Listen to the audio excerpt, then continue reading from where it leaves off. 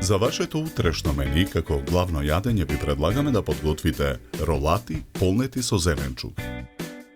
Морковите ги сечкаме на парчиња.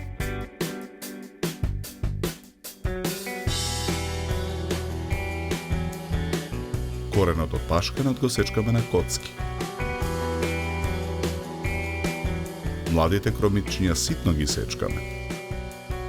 И главицата кромит ситно ја сечкаме. Ситно ги сечкаме и гранчињата целе. Макдоносот многу ситно го сечкаме. Потоа со чук ја толчиме првата шницла. Посолуваме. Наросуваме мелен црн пипер. Ја свиткуваме шницлата како палачинка. Ја оставаме настрана. На ист начин ги подготвуваме сите шницли. Ги оставаме на чинија да ги впијат за чините.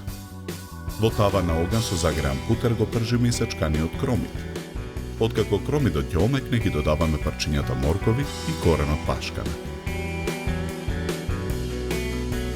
Откако зеленчукот ќе омекне, ги додаваме и сечканиот млад кромит, гранчињата целе и макдонос.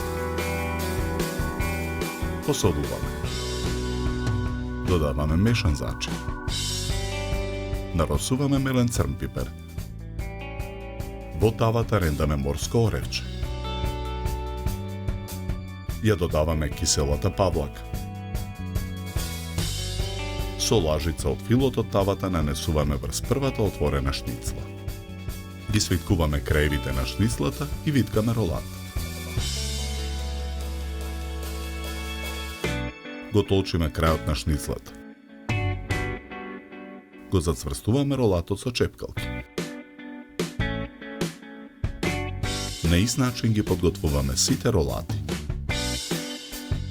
Ги пржиме во тава на оган со загреано масло. Откако ролатите ќе поруменат од сите страни, ја тргаме тавата од оган. Ги ставаме ролатите на чинија.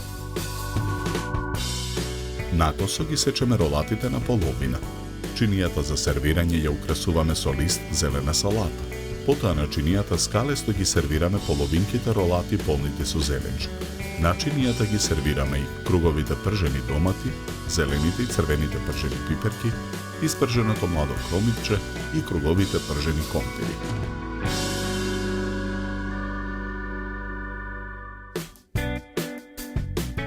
За подготовка на ова јадење нам ни беа потребни 40 минути.